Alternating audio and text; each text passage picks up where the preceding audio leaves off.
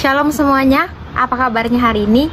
Saya percaya kita semua dalam keadaan yang baik-baik saja, karena Tuhan kita adalah Tuhan yang melindungi kita semua dalam setiap keadaan, setiap musim hidup kita. Kita percaya bahwa Tuhan terus bersama dengan kita. Sebelum kita mulai ibadah kita pada hari ini, mari kita bersatu dalam doa. Bapa yang baik Tuhan, kami bersyukur Tuhan, kami berterima kasih Bapa untuk setiap kasih-Nya Tuhan, setiap kebaikan-Nya Tuhan dalam hidup kami Bapa. Kami sungguh Tuhan datang Bapa untuk bersatu hati kami Tuhan, untuk menaikkan Bapa setiap pujian kami pada hari ini Tuhan. Biar Engkau yang pimpin Bapa setiap kami Tuhan, urapi kami Tuhan dengan kuasanya Engkau Bapa. Biar setiap kami Tuhan dapat bersatu hati kami Tuhan untuk memuji Engkau dengan sungguh-sungguh Bapa. Terima kasih Tuhan, kami akan memulai ibadah kami pada hari ini. Dalam nama Tuhan Yesus kami telah berdoa, haleluya, amin. Kita angkat pujian, jangan lelah.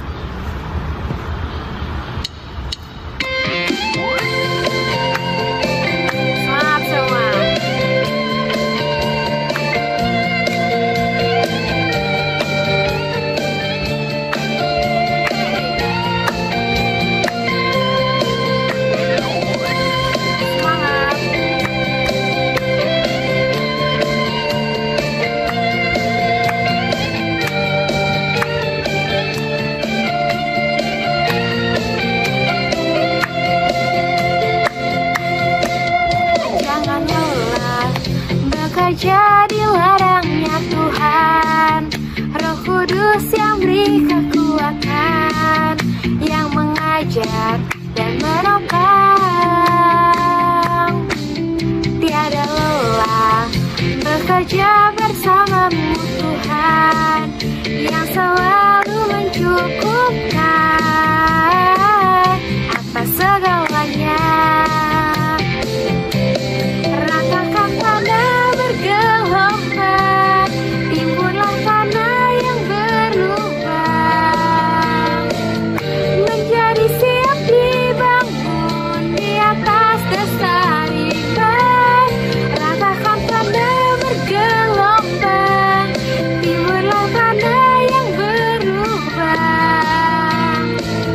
menjadi siap dibangun di atas dasar iman. Kita mau angkat pujian dari awal. Kita lagi semangat lagi untuk memuji Tuhan.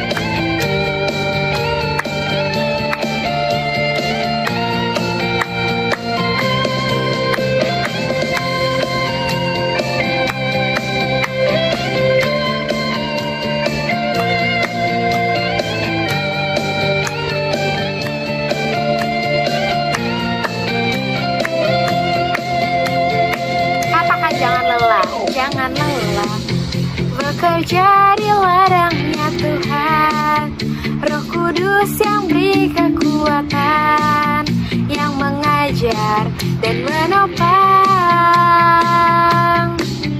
Tiada lelah bekerja bersamamu Tuhan, yang selalu mencukupkan atas segalanya. Ratakan tanah bergelombang, timbunlah tanah yang berubah, menjadi siap dibangun di atas dasar iman. Ratakan tanah bergelombang, timbunlah tanah yang berubah, menjadi siap dibangun di atas dasar iman. Ratakan tanah bergelombang, timbunlah tanah yang berubah,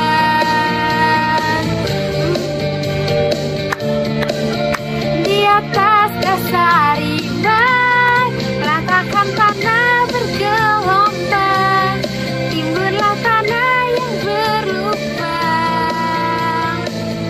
menjadi siap dibangun di atas dasar iman, menjadi siap dibangun di atas dasar iman.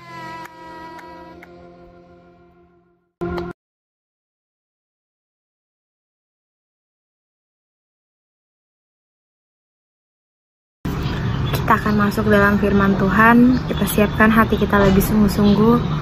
Kita mau sambut kebenarannya firman Tuhan dengan kesiapan hati kita. Kita angkat satu buah pujian.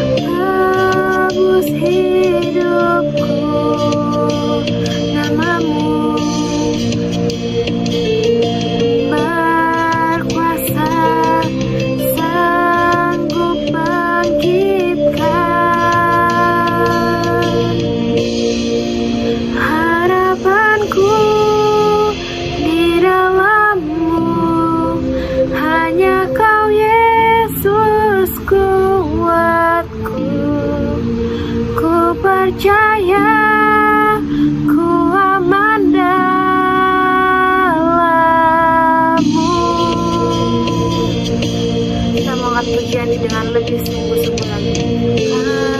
Kasih-Mu, karya-Mu nyata dalamku. Kau pegang hidupku dalam tangan-Mu. Darah-Mu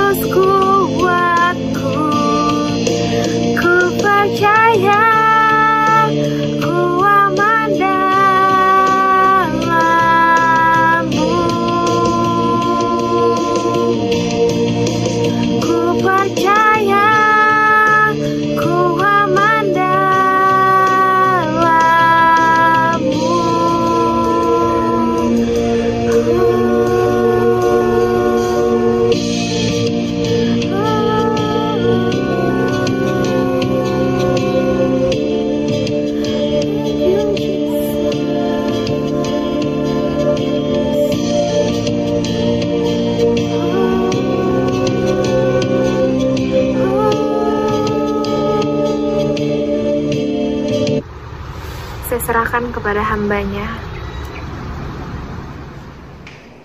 Shalom Bapak Ibu sekalian, selamat pagi. Pagi ini kita bertemu kembali untuk kita belajar bersama-sama kebenaran firman Tuhan. Biarlah pagi ini kita benar-benar diberkati oleh Tuhan melalui kebenaran firman-Nya. Oleh sebab itu, sebelum kita mendengarkan kebenaran firman Tuhan, mari kita berdoa supaya Tuhan membukakan kebenaran-kebenaran yang baru buat hidup kita semuanya, sehingga kita dikuatkan oleh Tuhan pada pagi hari ini. Mari kita berdoa. Bapa, kami bersyukur kepadamu. Terima kasih buat kebaikan-Mu, kasih setia-Mu, anugerah-Mu yang luar biasa, sehingga pagi ini Tuhan pertemukan kembali. Kami belajar bersama-sama, kami mendengarkan firman-Mu, kami merenungkan kebenaran firman-Mu. Hamba-Mu berdoa buat kami mengerti, memahami setiap kebenaran firman-Mu. Biarlah firman-Mu ini akan memberkati kami sekalian. Terima kasih Tuhan. Di dalam nama Tuhan Yesus kami sambut kebenaran firman-Mu. Haleluya. Amin. Bapak Ibu yang terkasih dalam Tuhan, pagi ini saya akan menyampaikan kebenaran firman Tuhan. Saya beri judul yaitu Roh Kudus menjadikan aku unggul. Roh Kudus menjadikan aku unggul. Bapak Ibu sekalian yang dikasihi oleh Tuhan, biarlah kita memiliki kerinduan, biarlah kita memiliki keinginan yang kuat untuk kita menjadi jemaat yang unggul, untuk menjadi pribadi-pribadi yang unggul, untuk menjadi anak-anak Tuhan yang unggul, sehingga kita menikmati pengalaman-pengalaman bersama dengan Tuhan, sehingga kita dapat mengalahkan segala pencobaan, segala rintangan yang ada di depan kita. Saya yakin kalau kita menjadi pribadi yang unggul, maka kita akan terus mengalami kemenangan bersama dengan Tuhan. Bapak Ibu yang terkasih di dalam Tuhan, pada awal sejarah manusia, baik di dalam kerohanian, baik di dalam kehidupannya, sejarah manusia dalam kehidupan kerohaniannya memiliki 4 fase, Bapak Ibu sekalian. Fase yang pertama yaitu manusia Allah, yaitu manusia unggul.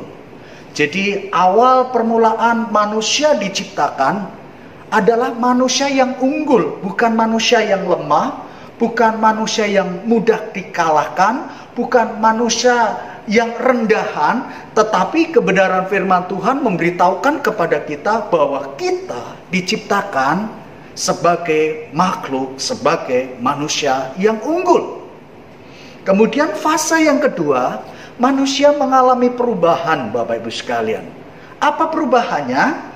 Yaitu manusia bukan lagi menjadi unggul, tetapi status manusia, keadaan manusia, fase manusia mengalami perubahan yang disebut manusia berdosa. Kenapa?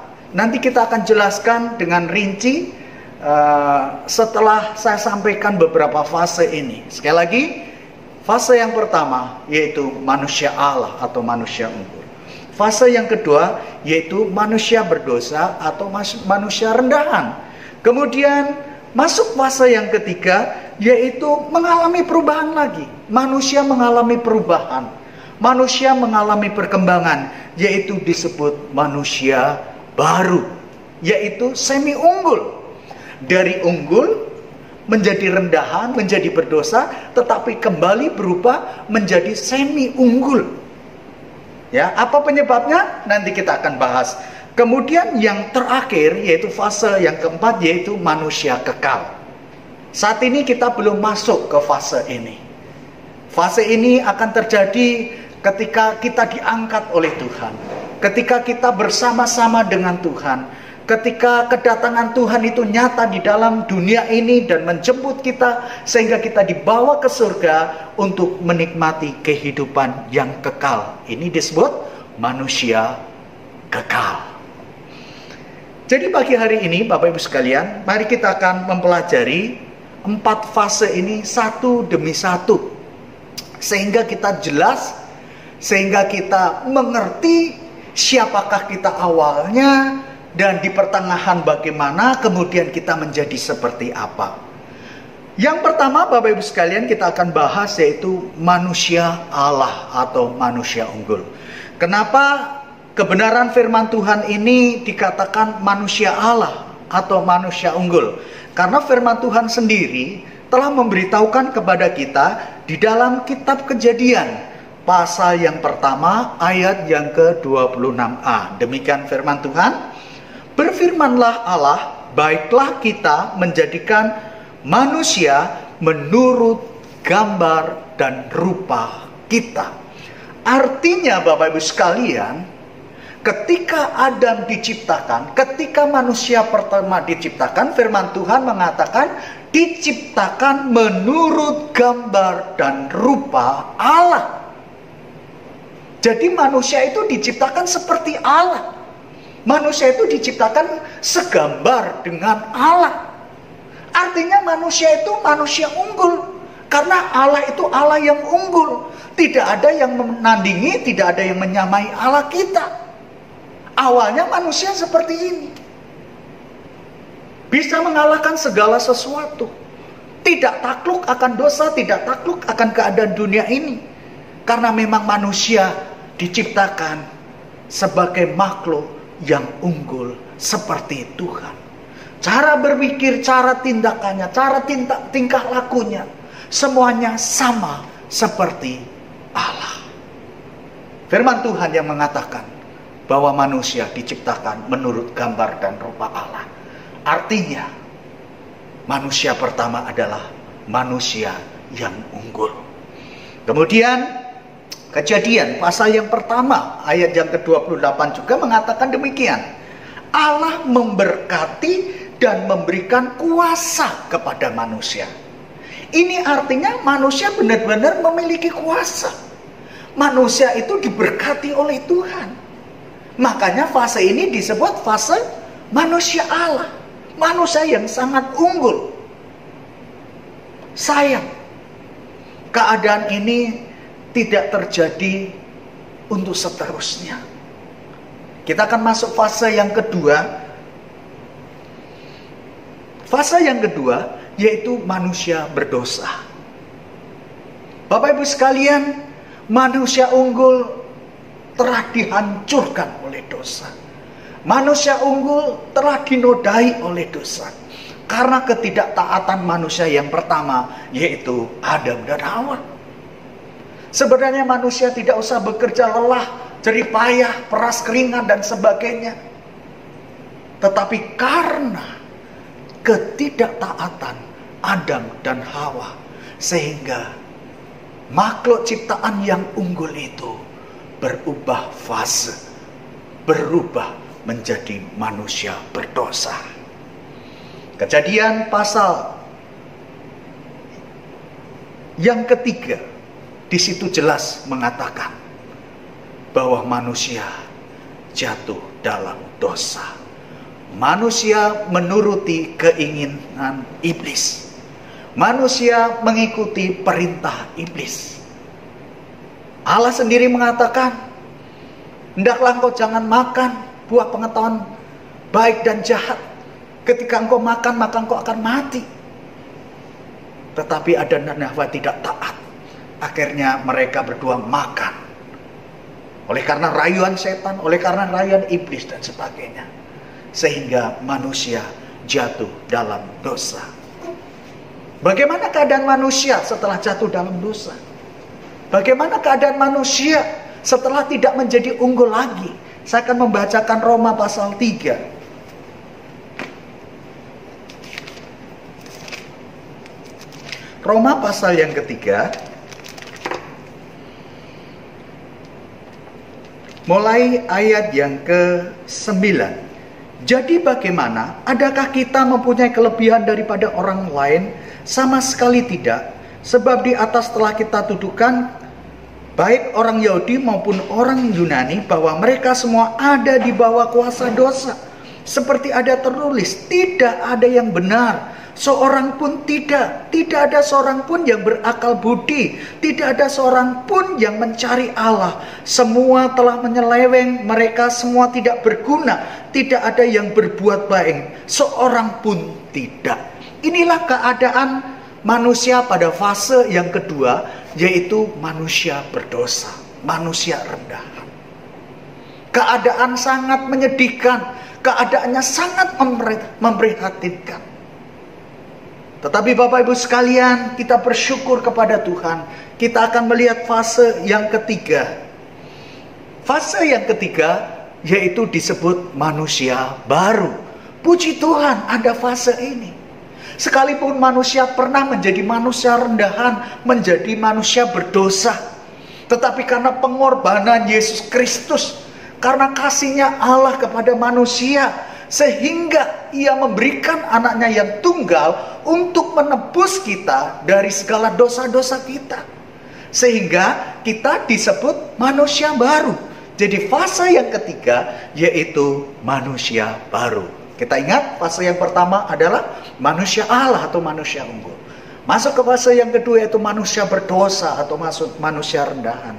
Masuk yang ketiga, karena pengorbanan Yesus, karena kasihnya, maka kita diselamatkan sehingga kita disebut manusia baru. Demikian firman Tuhan. 2 Korintus pasal 5 ayat yang ke-17. Jadi siapa yang ada di dalam Kristus, ia adalah ciptaan baru.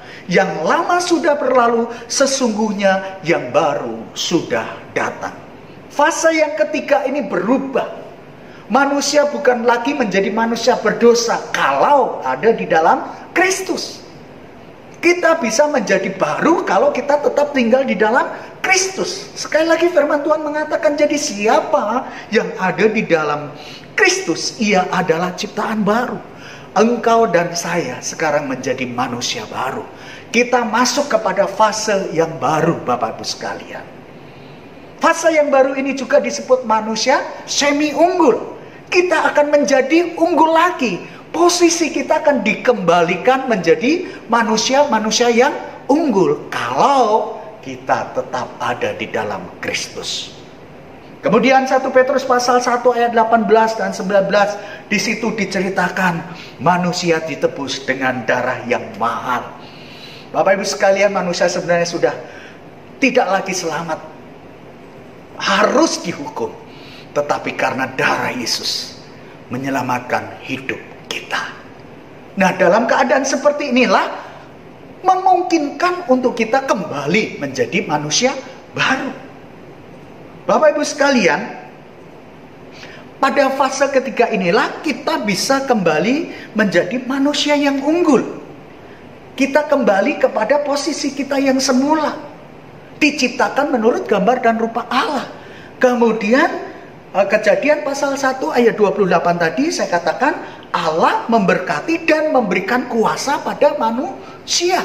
Kita bandingkan di dalam Kisah Para Rasul pasal 1 ayat 8. Ingat, dalam Kejadian 1 ayat 28 Allah memberkati dan memberi kuasa.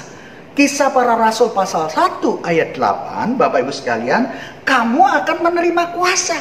Jadi manusia itu kembali akan menerima kuasa. Kuasa untuk menjadi manusia yang unggul. Kuasa untuk menjadi manusia yang berkualitas, Bapak Ibu sekalian. Jadi sangat penting sekali.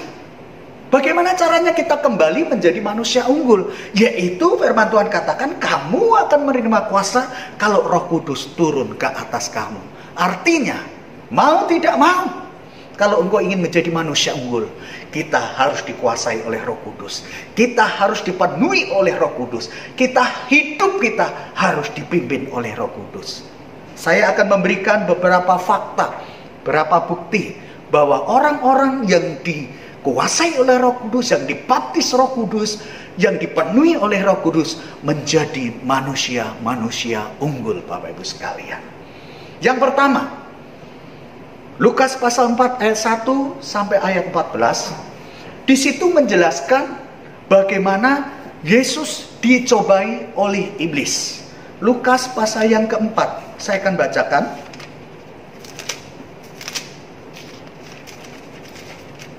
Lukas pasal yang keempat, ayat yang pertama dan seterusnya, Bapak Ibu sekalian, demikian firman Tuhan. Yesus yang penuh dengan Roh Kudus kembali dari Sungai Yordan, lalu dibawa oleh Roh Kudus ke padang gurun. di situ ia tinggal 40 hari lamanya dan dicobai iblis. Selama di situ ia tidak makan apa-apa, dan sesudah waktu ia lapar, lalu berkatalah iblis kepadanya, "Jika engkau anak Allah, suruhlah batu ini menjadi roti." Jawab Yesus kepadanya, "Ada tertulis, manusia hidup bukan dari roti saja." Dan sebagainya. Bapak Ibu sekalian bisa baca ayat ini sampai ayat yang ke-13. Saya akan bacakan ayat 12 dan 13. Yesus menjawab katanya, ada firman, "Jangan engkau mencobai Tuhan Allahmu." 13. Sesudah iblis mengakhiri semua pencobaan itu, ia mundur.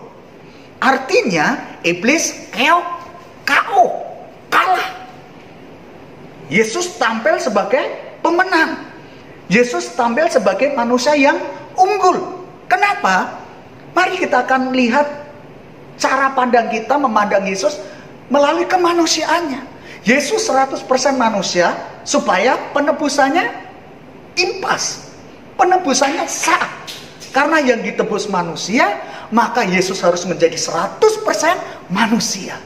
Firman Tuhan dalam hukum Taurat mengatakan mata ganti mata, gigi ganti gigi. Artinya manusia harus ganti manusia.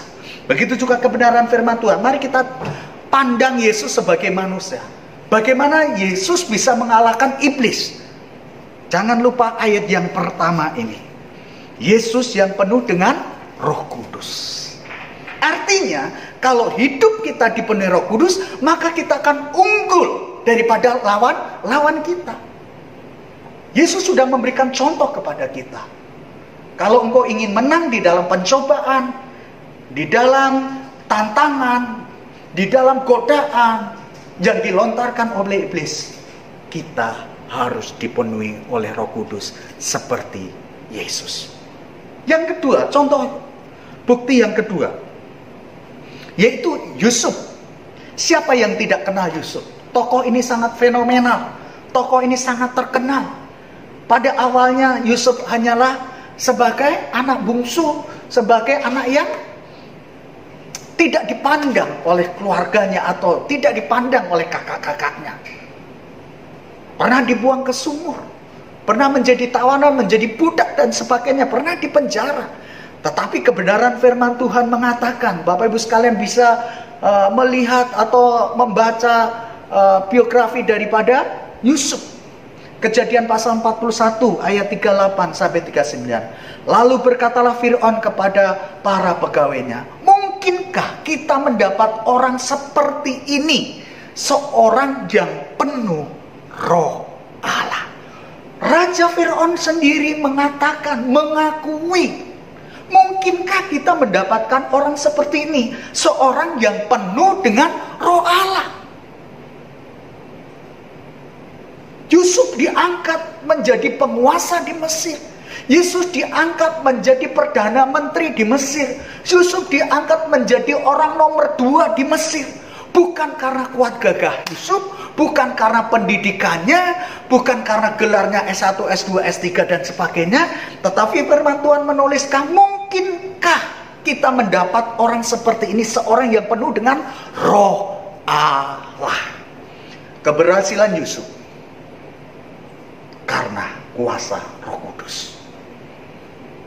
Yusuf bisa memanage, Yusuf bisa mengatur keadaan di negara Mesir.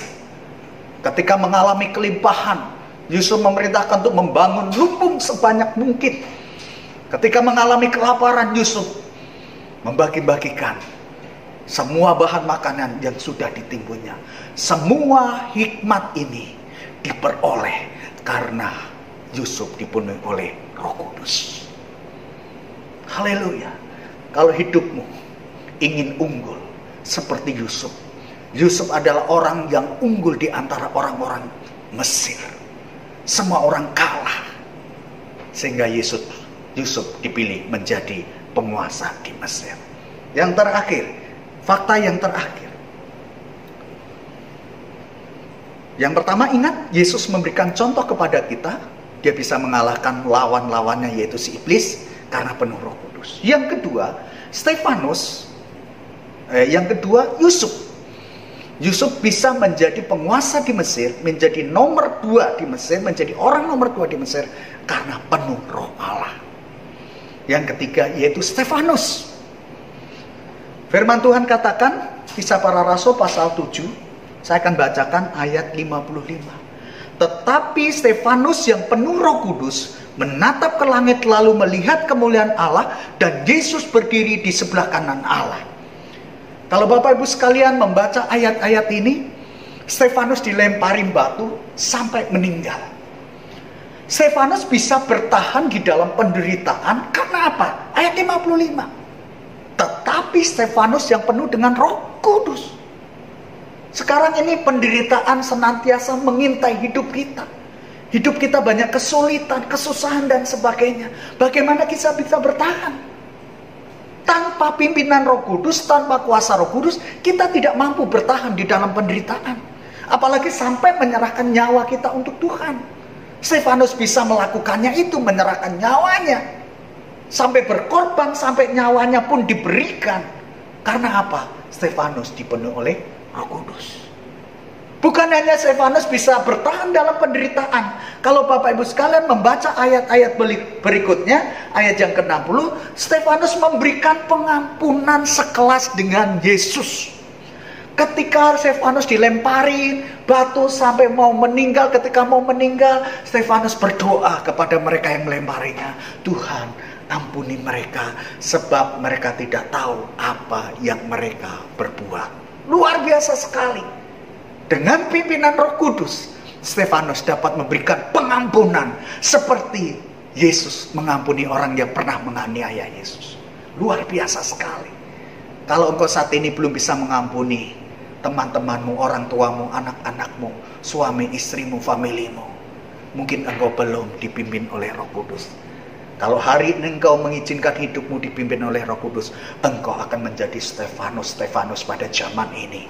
Sehingga walaupun banyak orang yang mencemooh, menyakiti kita, kita bisa berdoa seperti Stefanus. Tuhan, ampunilah mereka, sebab mereka tidak tahu apa yang mereka perbuat.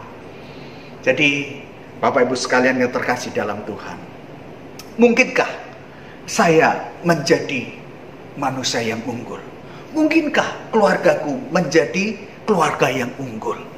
Mungkinkah jemaat Fajar Baru menjadi jemaat yang unggul? Jawabannya Bapak Ibu sekalian, sangat mungkin. Bagaimana caranya kita menjadi jemaat yang unggul?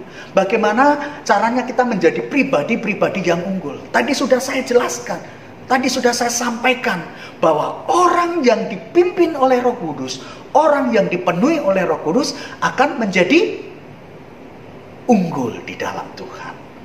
Selanjutnya, bagaimana caranya supaya kita dipimpin oleh Roh Kudus? Yohanes pasal 14 ayat 26, tetapi penghibur yaitu Roh Kudus yang akan diutus oleh Bapa dalam namaku, dialah yang akan mengajarkan segala sesuatu kepadamu dan akan mengingatkan kamu semua yang telah kukatakan kepadamu. Dia yang akan mengajarkan segala sesuatu. Roh Kudus yang akan mengajarkan segala sesuatu kepada kita, sehingga kita menjadi jemaat-jemaat yang unggul, menjadi keluarga-keluarga yang unggul, menjadi anak-anak Tuhan yang unggul dibanding dengan yang lainnya. Kita bisa menjadi unggul di dalam bisnis, kita menjadi unggul di dalam gereja, kita bisa unggul di dalam pekerjaan, kita bisa menjadi unggul di dalam masyarakat. Seperti firman Tuhan yang sudah saya sampaikan tadi. Mari izinkan pagi ini hidup kita dipimpin oleh Roh Kudus. Supaya Roh Kudus itu yang akan mengajarkan segala sesuatu kepada kita, sehingga kita menjadi orang-orang yang unggul di dalam Tuhan. Kebenaran yang terakhir yang saya sampaikan, syarat untuk dipimpin oleh Roh Kudus. Bagaimana supaya hidup kita dipimpin oleh Roh Kudus? Firman Tuhan mengatakan, Yohanes pasal 14 ayat 15 sampai 17. Jika kamu mengasihi aku, kamu akan menuruti segala perintahku. Kemudian ayat yang ke-16, aku akan minta kepada Bapa dan ia akan memberikan kepadamu seorang penolong yang lain, supaya ia menyertai kamu selama-lamanya, yaitu Roh kebenaran. Bagaimana caranya supaya kita dipimpin oleh Roh Kudus? Yang pertama, Mari kita mengasihi Tuhan dengan segenap hati kita. Mari kita mengasihi Tuhan dengan sepenuh hati kita. Markus pasal 12 ayat 30 mengatakan, "Silah Tuhan Allahmu dengan segenap hatimu, dengan segenap pikiranmu, dengan segenap jiwamu." Artinya, kasih kita kepada Allah harus total, keseluruhannya. Inilah caranya supaya hidup kita dipimpin oleh Roh Kudus, yaitu mengasihi Tuhan dengan sungguh-sungguh. Kalau ini kita lakukan, firman Tuhan katakan, kalau kita sudah mengasihi, kalau kita sudah menuruti segala perintahnya, Yesus sendiri yang mengatakan, "Aku akan minta kepada Bapa dan Ia akan memberikan kepadamu seorang penolong, yaitu Roh Kudus." Haleluya. Bapak Ibu sekalian, inilah kebenaran firman Tuhan yang dapat saya sampaikan. Saya berharap firman Tuhan ini akan memberkati kita semuanya, sehingga kita menjadi anak-anak Tuhan yang unggul, menjadi keluarga yang unggul, menjadi jemaat yang unggul di dalam Tuhan. Mari Bapak Ibu sekalian, kita serahkan hidup kita kepada Tuhan. Kita berdoa supaya hidup kita dipimpin oleh Roh Kudus, sehingga kita menjadi jemaat yang unggul. Terima kasih Tuhan, hamba-Mu sudah menyampaikan kebenaran firman-Mu. Kami percaya kebenaran firman-Mu ini akan memberkati mereka semuanya, akan menjadikan kekuatan, akan menjadikan rema, sehingga hidup kami sekalian benar-benar menjadi hidup yang unggul di dalam Engkau. Berkati setiap kami yang ikut dalam menyaksikan YouTube ini, sehingga semua ini akan menjadi berkat. Terima kasih Tuhan. Kami rindu Bapa, sekalipun hamba-Mu sudah berhenti berbicara, tetapi Roh Kudus-Mu terus akan memberkatinya dan akan menjelaskan lebih lanjut lagi. Terima kasih Bapa, di dalam nama Tuhan Yesus kami berdoa dan bersyukur kepadamu. Haleluya. Amin. Terima kasih, Tuhan memberkati.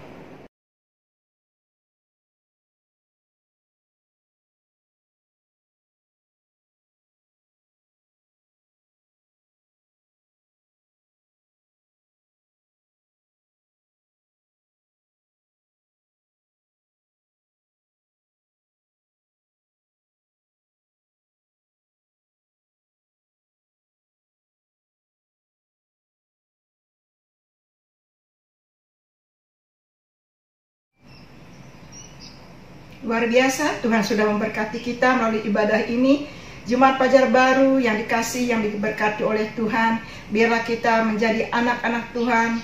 Jikalau kita sudah mendengar firman Tuhan, mari kita terus melakukan dan menerapkan dalam kehidupan kita setiap firman yang datang kepada kita, sehingga kita anak-anak Tuhan akan terus mendapat perkenanan Tuhan, karena kita menjadi pelaku-pelaku firman Tuhan. Mari kita akhiri ibadah kita dan kita akan berdoa bersama-sama. Terpujilah nama Tuhan.